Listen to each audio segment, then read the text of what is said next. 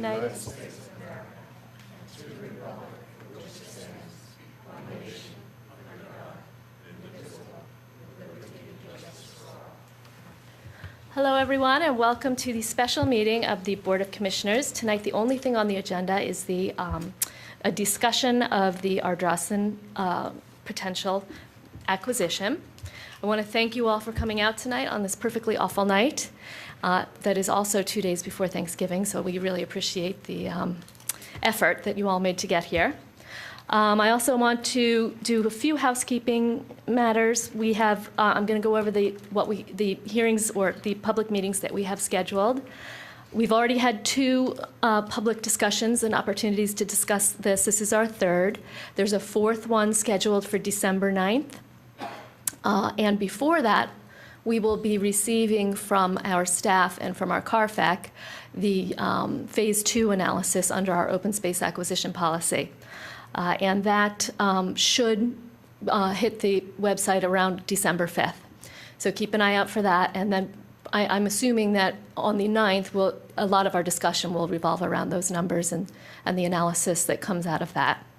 And there is a possibility, I'm just putting it out there, that we advertise to put this in front of the Board of Commissioners on December 16th if we decide not to do the 5th hearing.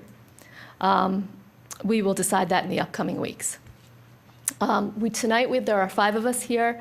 Commissioner Curley had a work commitment, and Commissioner Spingler is traveling for the holiday, so they both couldn't be here, but they have both committed that they will watch this hearing in its entirety, so they will hear your comments. And that's all I have for housekeeping, and I think we're going to go ahead and just start with public comment right away. This is not really a time for us to speak, it's to hear from you. And I'm going to just one more time remind everyone of our new effort to observe the soft 5-minute rule, to try and keep our comments to 5 minutes out of courtesy to others and out of respect for everyone's time. And when 5 minutes is approaching, no one's going to make you sit down, but you'll be gently reminded that it's 5 minutes, and if you could be courteous and finish up your thoughts, we'd appreciate it. Okay, come on up. Thank you. I'm Roberta Winters, President of the League of Women Voters of Radnor Township. And the League of Women Voters of Radnor applauds your efforts to promote participation in the important decision regarding the potential purchase of open space within Ardrossan Estate. Special meetings like this one are exemplars of the importance you place on civic engagement. Further, we wish to commend you, our elected and appointed officials, for guiding the township through this challenging process. The agreement to obtain an outside master and to provide hearings for interested stakeholders allows for an optimum forum for informed citizen participation. We are optimistic that the collaborative outcome of these open discussions will lead to a resolution that will protect both the needs of property owners and the public's desire to protect open space and safeguard sensitive environmental areas. We appreciate the opportunity to provide comments and trust Radnor Comprehensive Land Use Plan will guide your decision-making. Thank you. Thank you, Roberta.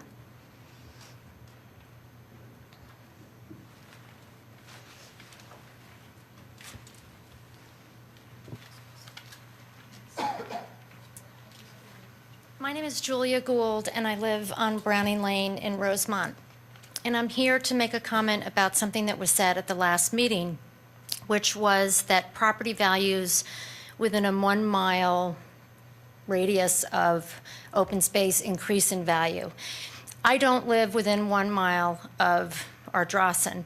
However, from where I sit, the keeping of that land open increases the value of my property and my quality of life. And in the last year, my neighborhood has probably been more affected by the Agnes Irwin development than any neighborhood in the township.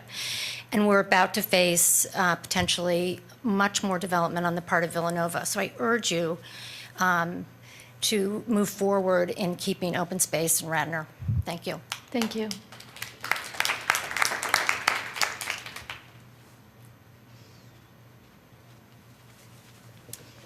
Susan Stern, I live in Newtown Square. When my husband and I moved here to Radnor 13 years ago, I have to admit we actually took the open space for granted. And so I was disappointed to learn that it was privately owned and at some point we could lose it. When the 2006 referendum came about, pardon me, I was pleased at the opportunity to have a voice in expressing a preference to keep the open space, to keep the open country roads in the southern part of the township. And I'd like to just give you some context of why I still support that purchase today. In 2006, we had a referendum where we had the opportunity to say, were we willing to incur an additional $20 million of debt on top of our $65 million of debt service? That would be an additional 33%. Today, we're talking about adding $10 million of additional debt onto about a $49 million debt service, which is only 20% increase. What that suggests to me is that, and the overall debt service will be less than what it was in 2006. And so I feel comfortable with that.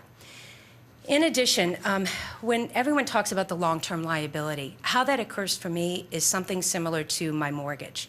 I think many of us who own homes and have a mortgage, if we were to look at all of the payments we would make over the 30 years of a mortgage, that would be representative of our full long-term liability, all the interest payments.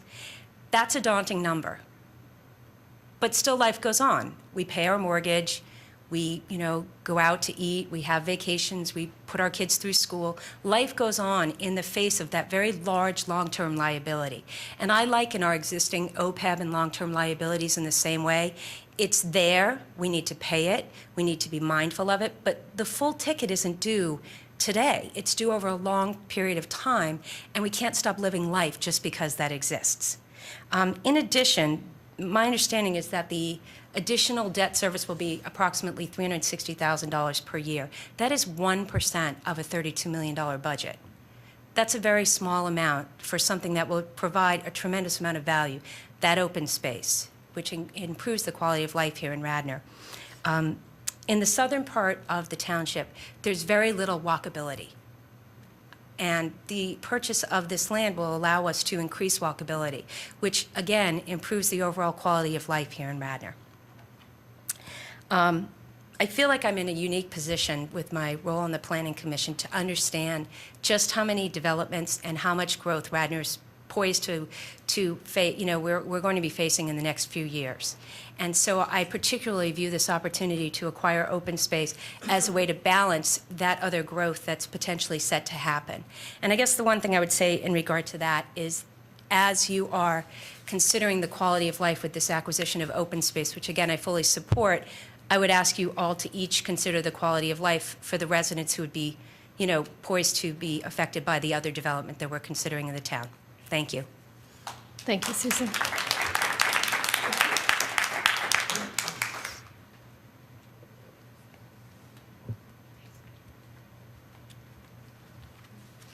Good evening. My name is Eve Pierce. I'm a former member of the Planning Commission, former member of the Radnor Conservancy Board, former fill-in judge of elections in my precinct, et cetera. Thank you for letting me speak. I'm here on behalf of purchasing, in favor of purchasing the parcels. I just want to bring up a couple of points. For several decades, the Ardrossan property has been recognized as a major asset in our township, beginning with the 1988 Comprehensive Land Use Plan, and then again in the updated 2003 Comprehensive Land Use Plan. The Township's Open Space Committee has consistently recommended the acquisition and preservation of open space as being vital to the continued health and well-being of our township. They have put Ardrossan on the top of their list for preservation importance. Other groups outside of our township have also recommended the acquisition of Ardrossan's open space as a way to reduce further development and pressures that development puts on our stormwater management. These groups have included the Brandywine Conservancy and the Natural Lands Trust. As we all know, stormwater management has become an important issue within the township, so much so that we are now imposing a fee on all of our residents. We also know from our 2006 referendum question, which asked voters if they were in favor of the township selling bonds totaling $20 million for the purchase of open space, the voters were overwhelmingly in favor of it.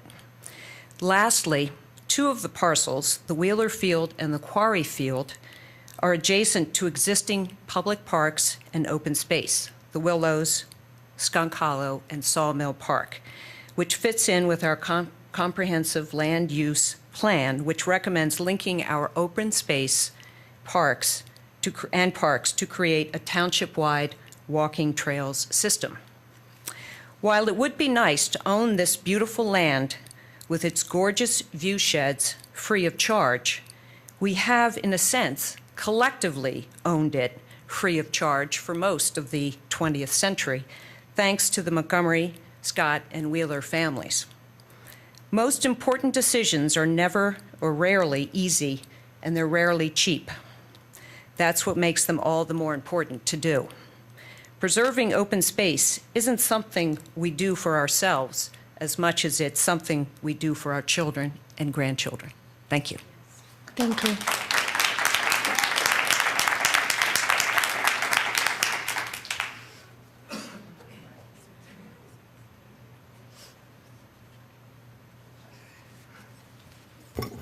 Good evening. Bruce Hernandez, 409 Round Hill Road.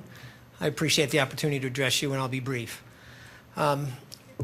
It strikes me that this is a decision that there really is near unanimity on doing it. It's not a question of whether we do it or not. It's the ability to afford it. Everyone I've talked to, everything I've read, all the conversations, et cetera, there are not a lot of people that come outwardly and oppose this.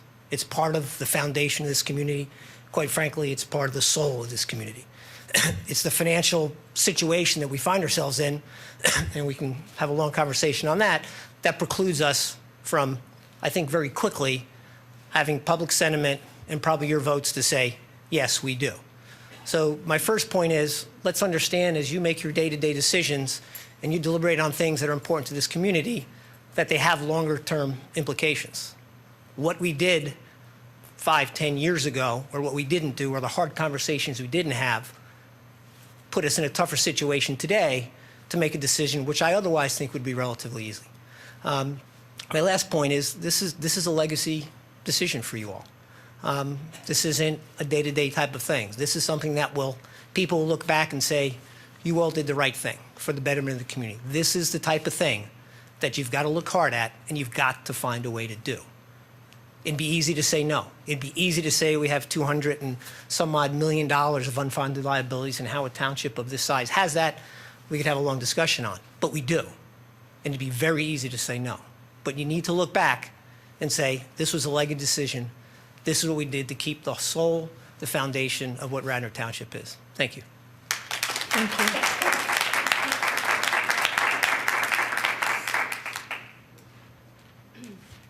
Good evening. My name is Susan Underwood, 623 Glen Mary Road, and I'm a strong proponent of open space.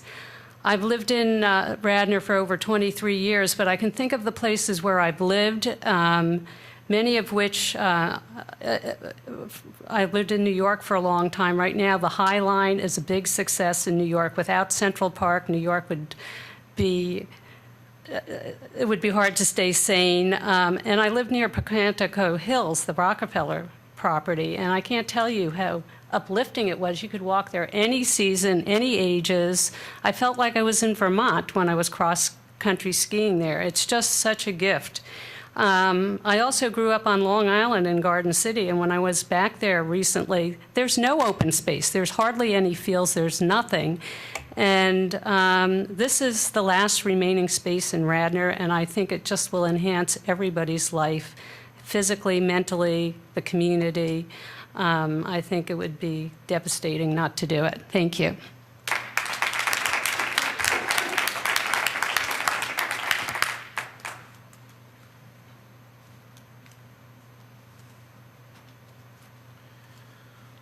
Good evening. I'm Rick Mankin, 670 Malin Road in Radnor. I'm not sure I have a ton different to add to the articulate comments that have already been made. However, I'd like to echo and further a few of them. I moved here about 20 years ago to raise my family with my wife and children in Radnor because we thought it was a special and unique place to live. One of the things that has made it a special and unique place is the open land, and ironically, over the last 2 decades, I've watched that diminish to some extent as all these other properties have been developed. And it's hard to unimaginable for me to imagine us being stewards over this last property and watching this last opportunity go away. It really does add to the unique character of the community, as has been said by so many people. I know it's been offered by some that perhaps if we wanted to make this investment in open land, we should spread the wealth, in the community beyond all the ecologic benefits that have already been articulated tonight.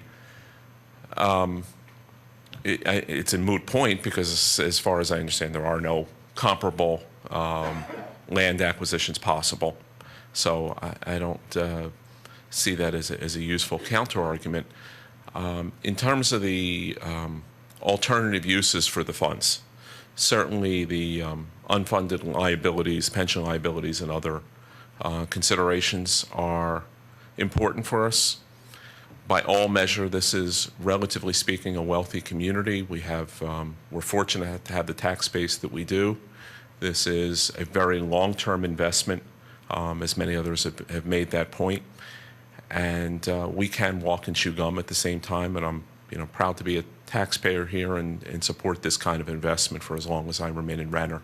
Thank you. Thank you, Rick.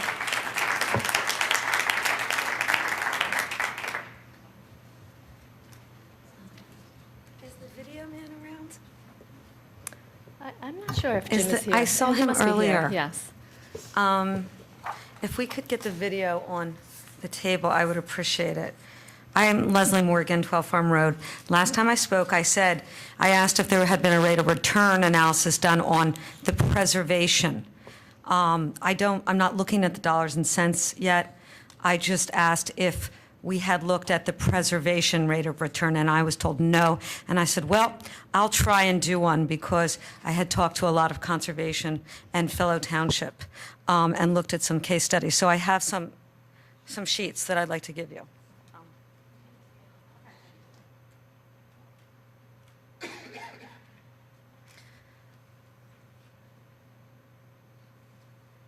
I am for open space, absolutely. I grew up in Chester County, and both my parents and my brother have farms out there that are in conservation easements, and I grew up in that type of lifestyle. So very familiar with what I guess preservation is and conservation easement. When I look at this deal, I don't see it. I think we're very close to getting, I would say, a triple, and the difference between a triple and a failure is fairly large right now.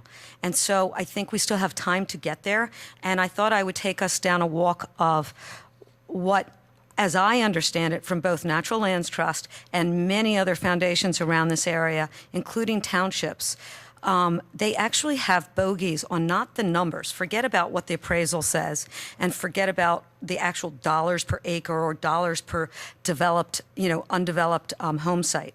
I'm talking about their currency, which is them stopping buildings and them saving what percentage of tract. So in most cases in our history, all we've done is buy whole tracts. They've been small through the history of Radnor, and we've spent about, I guess, $10 million on 200 acres, all different types of acreage. I think the largest might be Skunk Hollow at 93 acres. But that's sort of our history. We buy the whole tract, we save the whole tract, we don't develop any of the tract. In this, we sort of got into a situation about a decade ago where, as I pointed out last time, when the International Symposium came and helped the family, and the township got involved with attempting to raise the bond at that time and was successful in raising the ability to raise the electoral debt. The deal was to do 31 houses in this corner, if everybody can see that corner. And that's pretty easy to understand why. There's 311 acres. And on our Drossen 1, it was 10-acre sites. So instead of spreading the land and doing houses all over the land in these large tracts, the idea was to do 31, which would have been the same money, probably better because it's cheaper to build them. And so that was where the 31 number came from. And we were going to raise our electoral debt between 10 and 15 million. So then a lot of things happened. Lots of things happened. I guess white knights came and went. The recession came and went. We had a change in management here. And we're finally here today. You know, there's a lot of little waves in the thing. And I thought I would, if we can do this, walk us through where we are right now on the 67 houses that are proposed. I don't know. Can you move into that? What's the video guy's name? I know. What's the video's guy? Can he? Okay. If Jim can.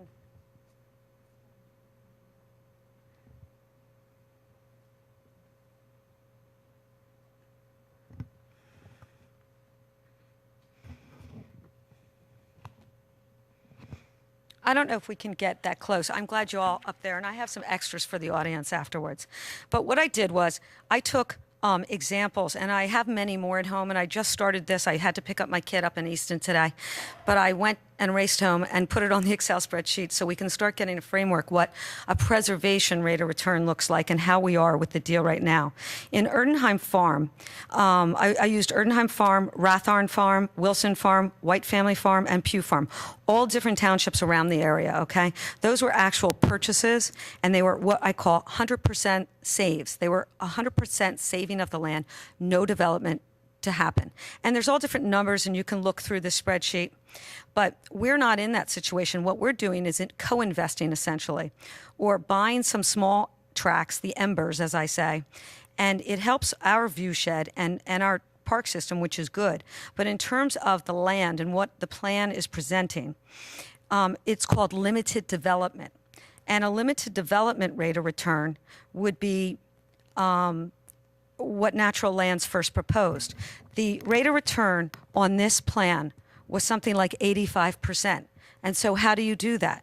You add up all the acres and what they could build, and you Leslie, I just want to alert you that we're over 5 minutes now. Okay. Well, you know what? I'm going to wrap this up because I'll come back the next time. But essentially, where we are with the main tract, if we do not get deed restrictions on the investment lots, you are at a 26% save on the main tract. And for the total deal, because Wheeler is a good candidate and Quarry is a good candidate, but they weigh down the entire deal to a 37% save. Nowhere in the natural lands and any of the other conservations, they're all above, it seems like 75 to 80%. Most of them are in that mid-80 range, which is what this started out to be. We're down to a 26% save on a preservation, 100% on the Wheeler, and 100% a Quarry. And that makes sense, because it seems like they're better candidates. But the main track's really dragging us down. If we can get the deed restrictions on the iLots, you guys, it pops it up to 66%. Thank you. Okay, can you do a favor for me for the next time you come? What? Can you do something for me for the next time you come? Yes, no problem. I don't understand your chart. It says the purchase price, for example, Erdenheim Farm is 23 million, and private donations are 10 million. So I don't understand who funded the other 13 million. And I was filling out the blanks because I ran down from Okay, Easton, fair Pennsylvania. enough. So you just didn't have time. And then there's non-disclosure on they had a white knight in part of that deal, and I'd be glad to do more detail. Okay. Sometimes I think the details weigh us down. I was just trying to get the numbers that if you get up to those iLots on the deed restriction, you're above 50%, which is a lot better than a 37 to 26% deal.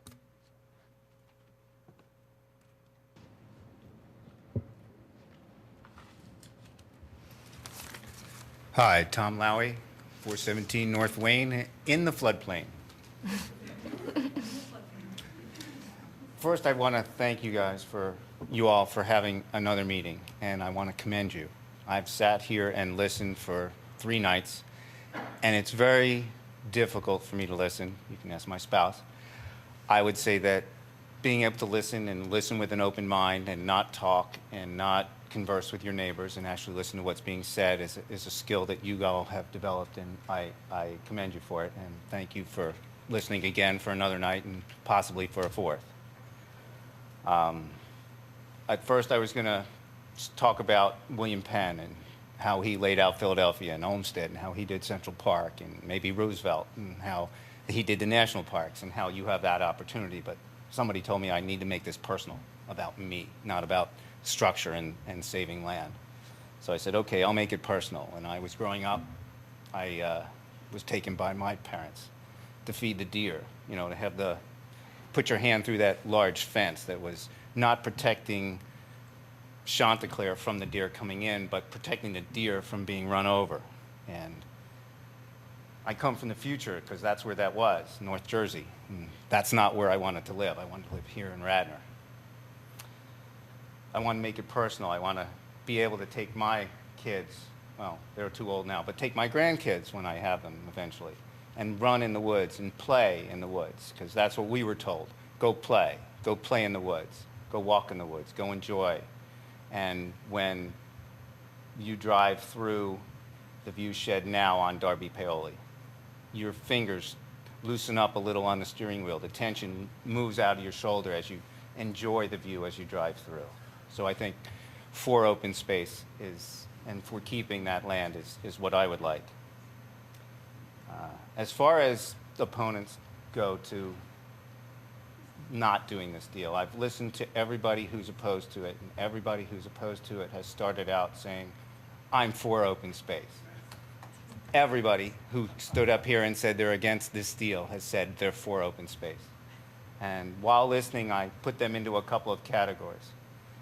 There's the people that don't like liability, that don't have credit cards, that they run up and have a balance that overflows. There are people that just are conservative with the way they spend their money, and maybe they have a mortgage and maybe they paid cash for their house. I don't know, but when I was told by somebody who spoke for a really long time that they don't have debt, they do have a mortgage, but that gives them an asset. The mortgage gives them an asset, and to me, this open space is a huge asset and something I think is worth putting as a long-term liability. As far as an unfunded liability, I sat and listened to 2 commissioner meetings where there is a plan. They have, the financial guys who are running the township now have a plan in place. So it's an unfunded liability that was caused by mistakes. It's no longer an unplanned for liability. It's a plan for liability, and there's a plan in place that I feel very comfortable with when I listen to it, though I have no qualms with the kind of liability and taking on this new liability. And there's another group of people who disagree with the deal, and I put them in the Monday morning quarterback category. Team loses a game, team doesn't do as well, their child doesn't play. They question the coach, and they question why things were done the way they were done. And I think you're all negotiating, and I negotiate real estate on a frequent basis. I don't think that's something that can be done in the public. I think that's something that has to be done in private with the parties that are involved. We have elected you. We have elected you to negotiate for us on other deals, whether they be buying a new fire engine or approving other things. And I think this is in the same category as that, and it's a negotiation that has to take place. And as far as a referendum, actually I'm in favor of another referendum. I'm in favor of another referendum so that we can spend the rest of the $20 million and buy more of Ardrossan, and not just the 71 acres. I think we need to buy more, and that's where I stand.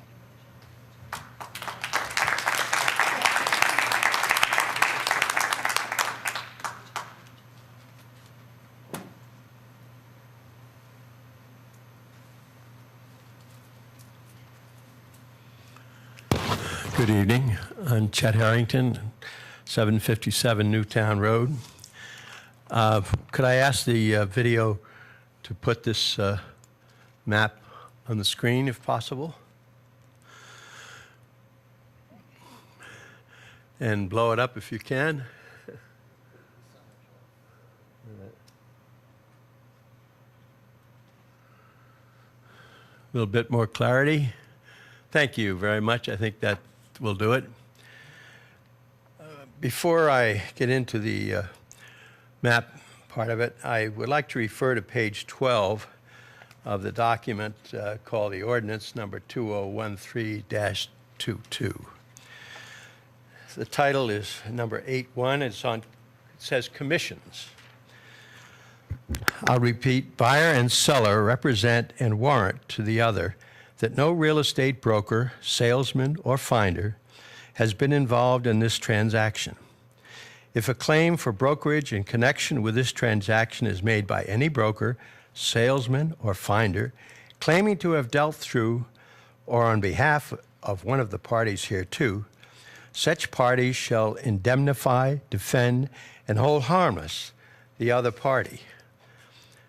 Hereunder, and such other party officers, directors, agents, and representatives from and against all liabilities, damages, claims, costs, fees, and expenses whatsoever, including reasonable attorney's fees and court costs at all trial and appellate levels. With respect to said claim for brokerage, anything to the contrary notwithstanding, the provisions of this paragraph shall survive and the closing of my cancellation of termination of this agreement. That is a quotation, and you've all got copies of that.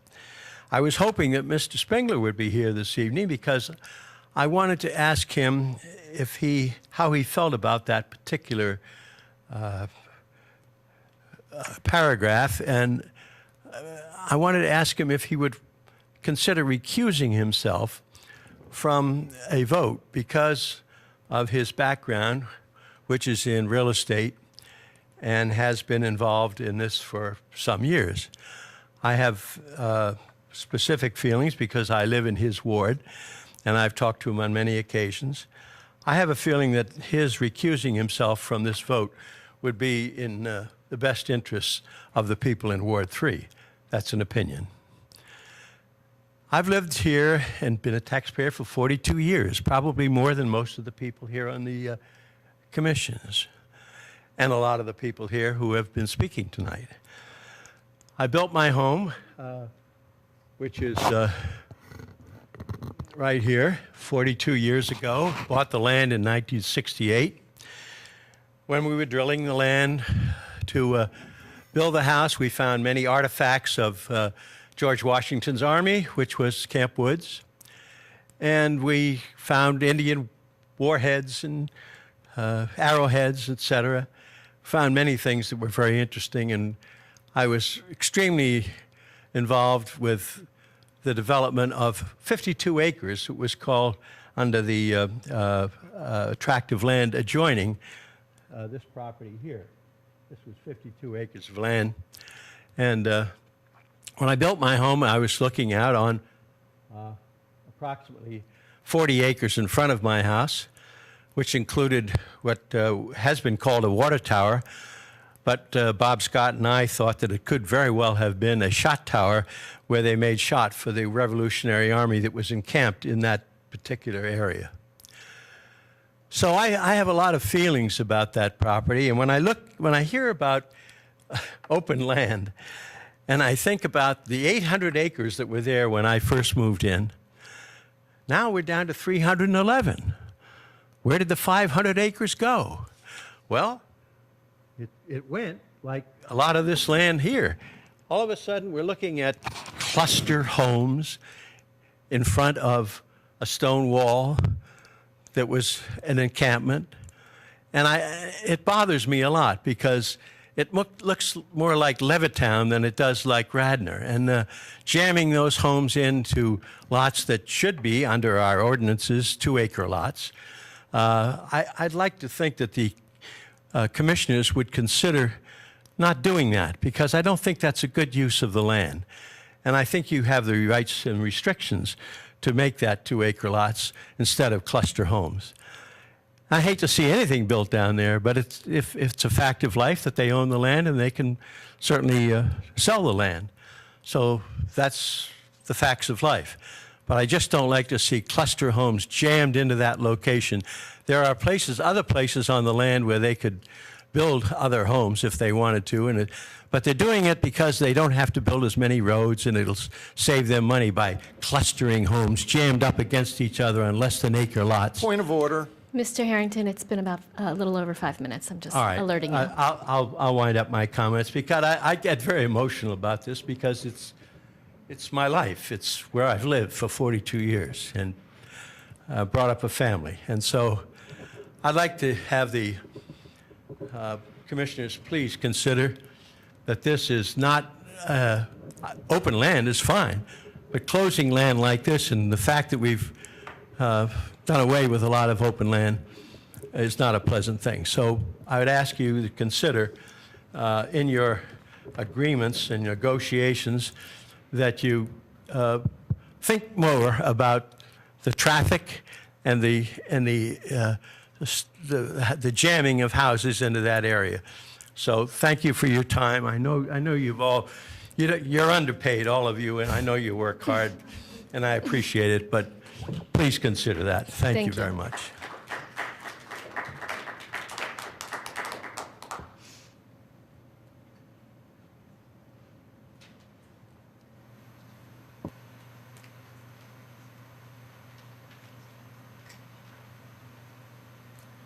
Hi, Bill Kozel, Amherst Circle.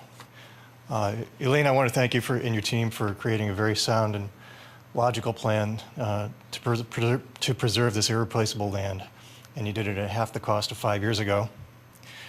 And I'd like to remind any of my fellow residents who are complaining about the price that development also comes at a cost. For example, when we need to expand our roads or install sewers or put in other infrastructure, who pays for that? It's not the developer, it's not the residents, it's us.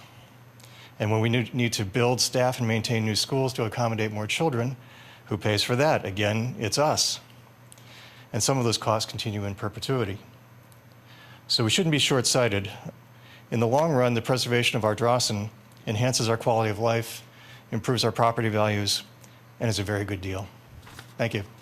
Coming up.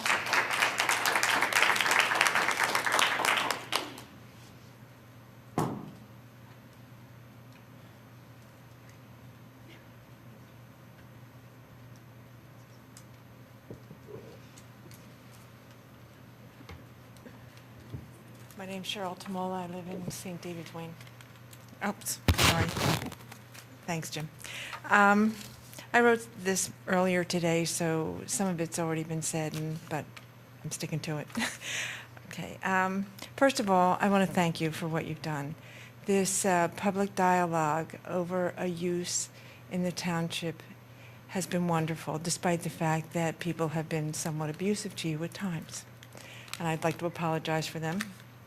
I've been surprised and dismayed by the anger that's been displayed, and hope that we don't do that anymore. The Board of Commissioners, the Green Space Alliance, DVRPC, almost anything you can talk about that is concerned about our long-term sustainability seems to have been fodder for critics. But as we all know, successful people, corporations, and townships set goals and make plans to achieve them. As long as we have set goals and made plans here in the township concerning land use, the preservation of open space, and particularly our Drawson, has been among them. Not only have we wanted to preserve it for the good environment and the air quality and the water quality, but also for our collective sense of self. I think that most people who live in Radnor are proud to live here, and for good reason. And I think a lot of it has to do with the beauty of our landscape. I understand the misgivings some residents have concerning this development. There are unresolved issues. Density modification, after all, is what the applicant is asking permission for, and to use this tool where it has not been allowed before, or is not generally prescribed. I remind them of this. Many years ago, when the League of Women Voters of Radnor Township was studying land use and open space, we held a panel. It included lawyers and planners. Mr. Snyder graciously agreed to be on this panel. And the one thing that stuck with me most, that I remember most from what he said, was that if you give anything, you have to get something. So, if the township gives them permission to do what they want, I'd like you to ask them to give us a little bit of what we want and be able to keep the view shed without the houses on the top. Thank you. Thank you, Cheryl.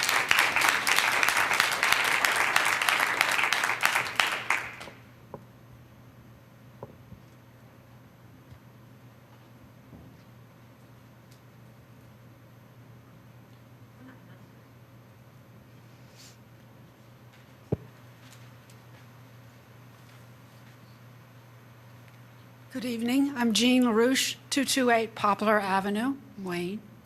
I, like our previous speakers, like to thank you for your patience and your goodwill through these many hearings. And I've had the good fortune to be able to attend a number of them.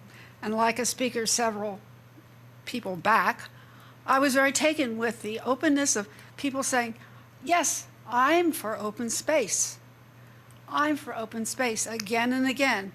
But quite often, as he pointed out, that I'm for open space had a little coda. It was, I'm for open space, but. I'm for open space, but it's too expensive. I'm for open space, but we're not getting a good deal. The words that we've heard so much are mainly positive ones, but some of the negative ones harken me back to some 40 years ago. It was with great sense of deja vu that I remember my husband and I being very involved in the Fenimore Woods and the Willows purchase. Then, as now, people said, I'm for open space, but. And we were on a committee of NWPA, which decided to take a stand. And there were 6 of us. Our charismatic leader, Don Martin, the Farleys, Gina Knoll, Bob and I, and Bob Dietrich. And we were very devoted to this cause. We met like once a week, at least for a couple months. We were sometimes twice a week. We got petitions together. We got the neighbors to all sign and donate, having a full page ad in the paper. We harassed the commissioners with letters.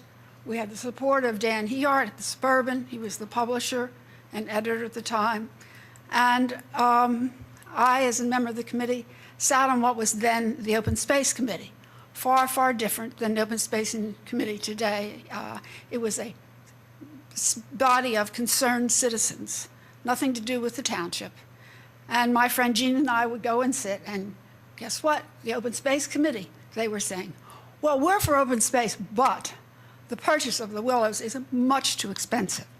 We're for some more buts of why we cannot possibly buy the Willows or Fenimore Woods. And I think looking back, we'll say what a brilliant thing it was that the commissioners decided to buy these properties, because they certainly, as an investment, have far paid off in terms of just the charm and the specialness of this, the uniqueness of this community, plus the health and benefits that we all get. We moved here because we loved the open space. We had been brought up in small communities where we had open space. My husband remembers very fondly picking violets with his mother as a little boy, big bowls of violets. And I remember being able to walk through the woods in my community. Now, those communities did not value their open space. They didn't know what they had. And so now it's paved over. There's no violet picking. There is no little woods.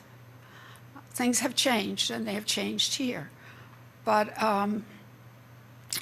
as a result of all the work that our group did and the Open Space Committee did and the League of Women Voters and numerous people, we did have a meeting with the commissioners. And my husband did write the case for open space.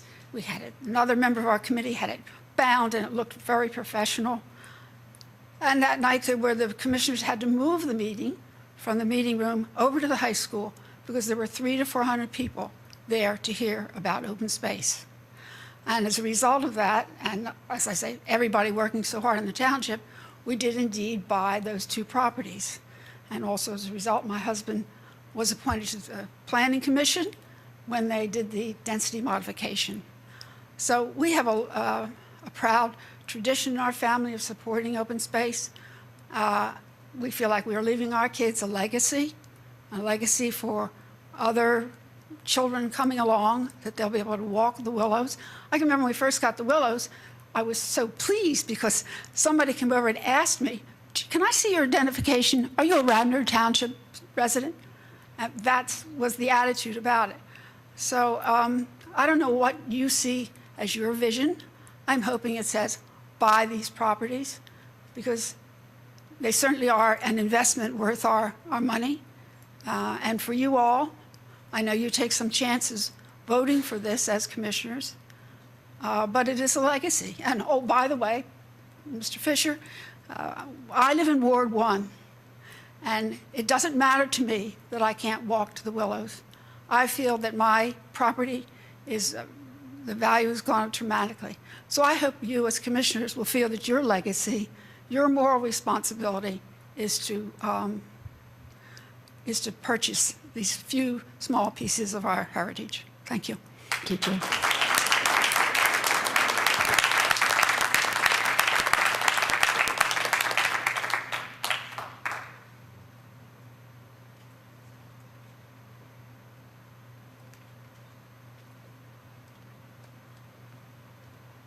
Hello, my name is Leslie Bowes. I'm a resident of Radnor Township. I'm also a member of the board of the Radnor Conservancy, but I'm speaking strictly from a personal level right now. And I just want to talk for 1 second about relative value of open space. That you see a lot of people here gathered talking about how valuable this open space is today with this density of development in Radnor Township. Radnor is going to continue to develop, and we're going to get denser and denser. And the relative value of the open space that we preserve today is going to increase. So if we were here in 50 years talking about this property where there's even less open space available, you'd fill the room 5 times because it might be the only open space that's left. This is an opportunity to preserve something. This is like buying a savings bond because we're buying it today for, presumably market value, and it becomes more and more valuable to the residents as time goes on because there becomes less and less and less of open space available. So you're not buying, when you talk about what you're paying for it today and the escalation of value, it's not just the escalation of dollar value that'll happen with the interest rates or with the cost of living increasing. It's going to become more and more valuable relative to surrounding space to the residents of the township as we go on. So whatever value you place on this open space today, please picture yourself 100 years from now in Radnor Township and picture how valuable a little pocket of green will be when there are traffic lights up and down Darby Paoli Road. Thank you.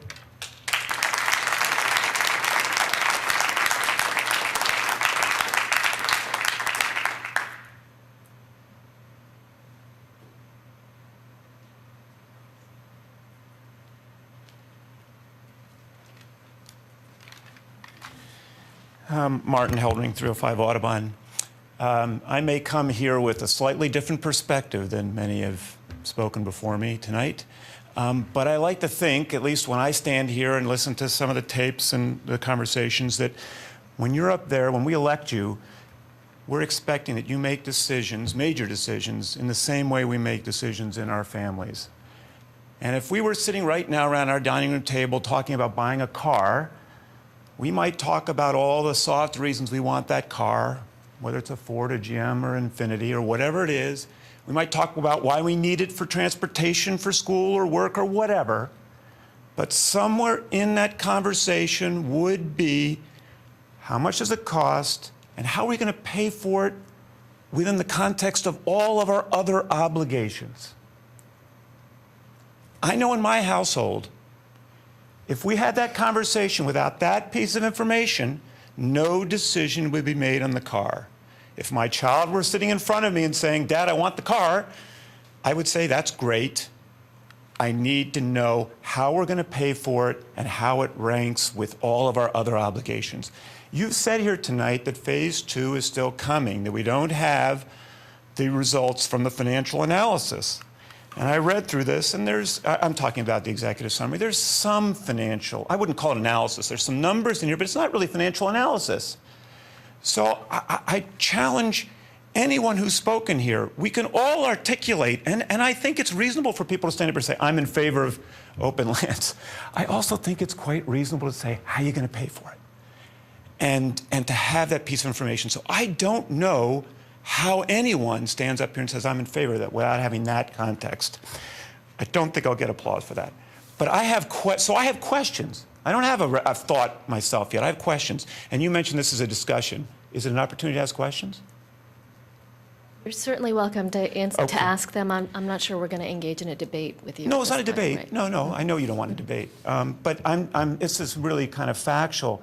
In the report, you mentioned that you're applying for state funding, Delaware County funding, various things that amount to about $2.5 million.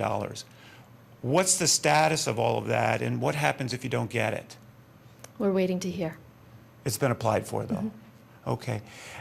There were some numbers in here. Can you tell me who, anyone from Carfax, Bill White, who was the person who vetted the financial analysis that is in here? Or was anybody from the township involved in the negotiations with a financial background? Anybody? I don't. What was your question? There's numbers in here. For example, the millage increase. Who came up with those numbers? Was that Bill White? Our staff helped us. The staff did? Yes. Okay, great. On page 3 of this analysis, there's a reference to the township wanting to have a right of first refusal over the mansion. Can you elaborate on why you would want that since you're already struggling with the Willows? That would enable us to try and find a conservation buyer. So as opposed to the township? Right. maybe. The township is not Okay, interested in owning that okay. property. That's great. On page 6 again of this, there's and I'll quote, "The financial picture in Radnor has improved dramatically, and we are, in fact, in a much better financial position today than we were in 2006. Can you elaborate on what facts are being referred to? I don't, for example, think that there was any notion in 2006 of the liabilities the township has. So when you say, in fact, we're in better, I would have thought, in fact, we're exactly the opposite, but maybe I'm wrong. What is being referred to, particularly in light of the Carfax analysis hasn't been done yet? Well, we have less debt. We have 4 years of surpluses as opposed to 4 years of deficits. We have a funding plan in place for our long-term liabilities, which we didn't have at that point. So those factors would factor into that So statement. I don't know in 2006 what the obligations of the township were, but I know they were Over nowhere 60. near the $250 million that we talk about today in terms of funded and unfunded obligations. And you've referred to those as huge. So am I incorrect that they were of that magnitude then? Unacknowledged and unplanned for, But they're more today than they were then. and they're planned for. Okay. You reference on page 7, there's a millage increase that may sunset, in other words, go away in 2026. May. Are you committing to that, or how do you decide whether that will or will not happen? I think we'll set it up to sunset. It'll be a separate millage that would show up separately. So it will sunset. The may is, okay. But, I mean, there'll be a different board in place at that Oh. point, so they could always change their minds. They could change their mind, but Right. I'm sorry, John, I missed what you said. I'm sorry. I said this board hasn't voted on that. Okay, that's two different answers. No, I thought I heard yes. That's the plan. Elaine said that's the plan. My point is that decision will be made by the board. It has not been made yet. So it's still a may category. Yes. May category, okay.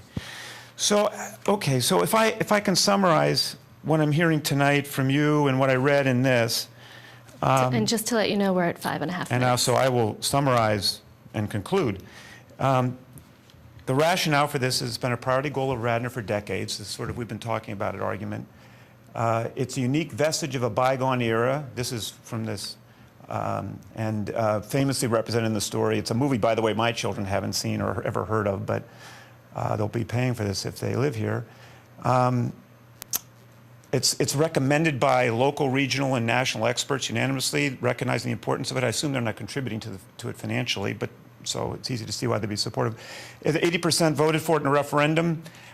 Are those questions available? I've seen those questions before, but I've lost track of them. Are they on the website or not? The questions that were asked in the referendum in 2006? Can they be? I think my view when I saw them the first time is there really weren't very good questions. They were rather prejudicial, so it wasn't surprising it was 80%. I think for context, it would be good to have them posted so people can look at them. Okay, great. Preservation for green space is a good thing. That's. We're at 6.5 minutes. If you'd like to finish up after everyone has Okay, I'll spoken, you finish can come back up. I would just. I'm looking forward to the next meeting so that we have full context for this. I hope we get it. And I hope people on both sides, keep an open mind until we get the full picture. Thank you. Yeah.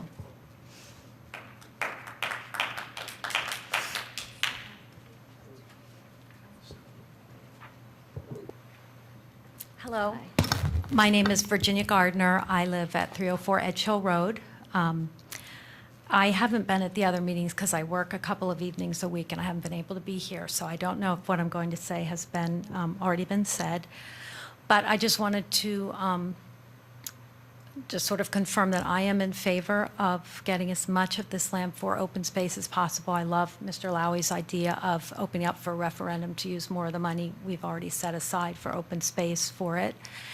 And I wanted to bring up a perspective that hasn't been mentioned tonight, although it may have been mentioned other nights, and that's the wealth of natural resources that we have now and that we're not even sure, at least as far as I know, there hasn't been like a native flora and fauna study of the areas. I know I have done research for my own information and to do slideshows and speeches on the native flowers of Radnor. And when I started doing the research, there was a Pennsylvania research done that I found about Radnor, and there was something called the putty root. It's a native orchid-like plant that used to be along the creek in the Skunk Hollow section. And my husband and I and other people have looked for it repeatedly. I don't think it exists there anymore. It's gone. Several years ago, I took photos of something called the showy orchis. It's another native, absolutely beautiful orchid plant that was growing there. That plant is now gone. And I know from talking to like the watershed teachers and other people like that, I don't think anyone else has seen another plant like this. I also have photos of a native Pinkster bloom azalea that used to be along the Darby Creek, and it got washed out in one of the floods that we had because, as we know, because of the development, we start to have a lot more flooding. So those are just three things that I know of that we're either have lost for sure. I may never see the putty root, at least in Radnor. I may never see the orchids again, and I might not see the native azaleas are found in the trade, so we could replant those, but I don't see them there in the woods now. I see nesting scarlet tanagers there. I see there's just an incredible amount of native diversity there, but we don't know what's all in our Drossen, and we don't know to the extent that we develop that land what we'll be losing forever. And so I agree, my household is on a pretty strict budget and our taxes are high, and like our last speaker, we have to think carefully before we make a purchase. But I would rather my children and grandchildren get a chance to see some of these things that are disappearing in Radnor, and I'd be willing to pay a little more for that. Thank you for your time. Thank you.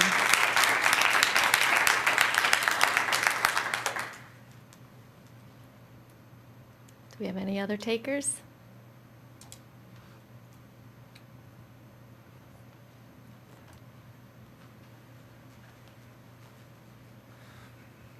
Al Chapecco, Briarwood Road, Radnor, of course.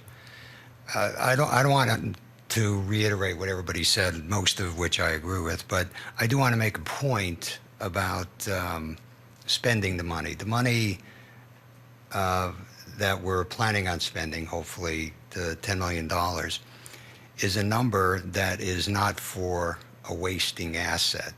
We've heard people talk about we don't have the money if we wanted to buy a car, if we wanted to buy something else, I'm not sure, go on vacation, whatever, we wouldn't do it. Well, that's probably right. But the truth is we are not talking about a wasting asset. We're talking about an asset that can increase the value of the properties in Radnor, if you strictly want to just talk about economics. Anybody in real estate will tell you that location, location, location is the supreme divider of where you would like to live, in a sense, at least certainly for residential properties, and that clearly goes for commercial properties as well. So you're talking about spending money not on a wasting asset, but on an asset that will not only increase in value, and we heard a little bit about it before, but the relative increase in value is essentially geometric. And that also lifts everybody's economic value. So our children and their children and the legacy that you folks will hopefully be accoladed for, I think will be beyond anyone's scope today. And frankly, you'd see the benefits not just now, immediately, and not just 50 years down the road, but clearly in 25 years, we'd have more people living, coming into Radnor, houses being bid up because everybody wants to live in Radnor. When I first moved here 29 years ago, the first place, and I said to the realtor, I was coming in from Dallas, when I said to the realtor, I'd like to be not too far from the center city, I would like to live in a place, I grew up in Wilkes-Barre, 2 hours north of here. And I liked that kind of area, and there I had cows and this and that. And I thought I'd have to live hours away. Well, the truth is, the first place, the absolute first place he took me to, and I didn't say I want to live in Radnor. The first place he took me to was Darby Paoli Road, past the Willows. And he told me the story. I know everybody's heard this. He told me the story of Katharine Hepburn and Jimmy Stewart and all that. And the truth is, I still remember that. And you just have to do this. You have to do this. And you have to absolutely do it for more than $10 million if you can. Use all of the 20 that you've already have, because it's going to go away and never to be found again.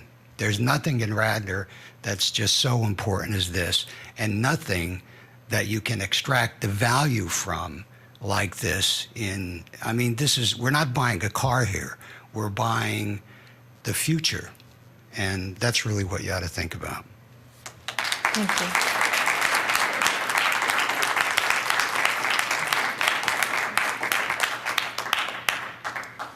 Hi, I'm Emily Korch, 516 King of Prussia Road in Radnor. And I missed the previous meetings, so I'm sorry I'm way late as far as information is concerned. I also have a lot of tough financial questions, but I'm very much in favor of this. The point of the questions or of the analysis that the other gentleman was asking for isn't to not do this. The point is to analyze, get our pencil out, and I'm sure you've already done a lot of good work. I'm very concerned about the muni market as to where it's going. I think the rates are going way up very quickly, and those kinds of concerns. So the point isn't to not make this happen. The point is, let's sharpen our pencils and make it happen. What are the costs? I don't mean just what are the financial costs, but is there something else we need to put aside or something else from a change of priorities, et cetera? That's what I want to say. So yeah, I have a lot more questions. Hopefully there'll be some more time in the future to do that. Thank you. Thank you. Is there anybody else who'd like to speak tonight? One more.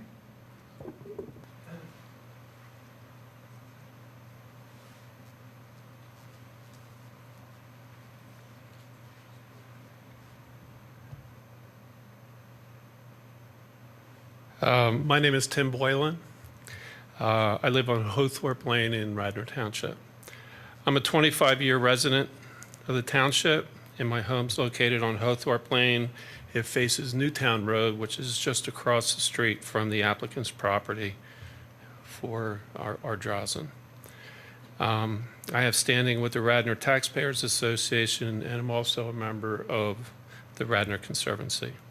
Just have a few comments that I'd like to share with you, kind of put things a little bit in perspective of this open space as it relates to the other ongoing issue, which is the conditional use and density modification that's being held by the special officer that's hearing officer that's going on, similar and parallel to this. Parallel hearings are in process for this matter and the purchase of 3 adjacent parcels consisting of 70 acres of open space. On reviewing the proposed agreement of sale, the open space purchase deal is now contingent and will not happen, and it's contingent upon the applicant receiving approval of the conditional use and density modification and approval of the final site plan in order for the agreement of sale for the open space to go through. Without the approval of the conditional use and the development application, the applicant will not sell the open space to the township. This linkage appears to raise a conflict of interest regardless of how hard the Board of Commissioners has tried to bifurcate this process. I've sit in both these meetings and I see one person doing something that's supposed to be mutually exclusive from the other. Then I see this meeting here and you have the advocates for open space. And I just want everybody to realize that there is a linkage here. Okay, and the linkage is not just we like open space, do open space. Now you have open space that's trying to be purchased with a contingency that affects the people adjacent to the parcel by approvals in order to make this happen. So I would hope that the open space people, if they wish to have the open space approved, take into consideration those local neighbors that have a real problem with the way this development is going to be done. Our Drozen is not going to be saved. Our Drozen is going to be developed. The open space is just taking a small parcel of it and adding it to the contiguous portion of the open space that the township has. Pardon me, I lost my spot here.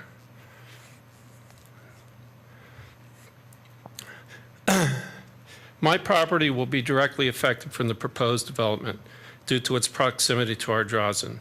No delineated buffers are included in the design for any physical relief, either for my property or any of the other adjacent neighbors.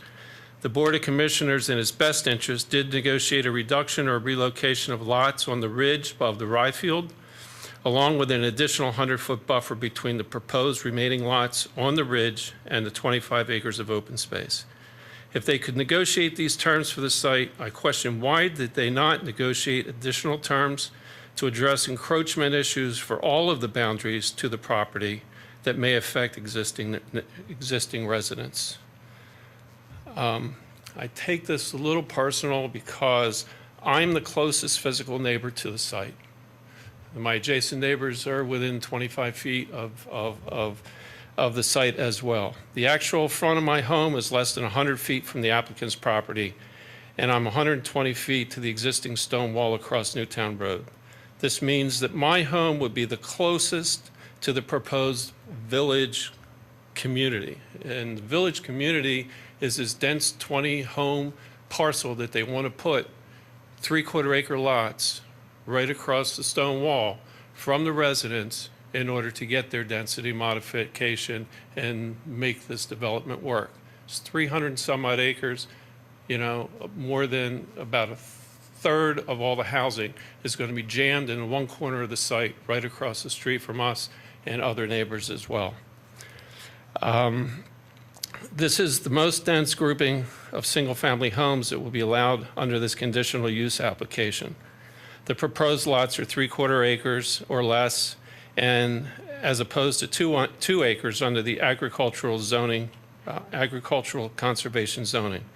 I object to the density modification for this portion of the development site. It is too dense and not in character with the balance of the development plan nor the surrounding neighborhood. I propose that a minimum 100-foot buffer be included in the proposed design, and in addition to the existing natural tree perimeter line buffer that may or may not remain in years to come.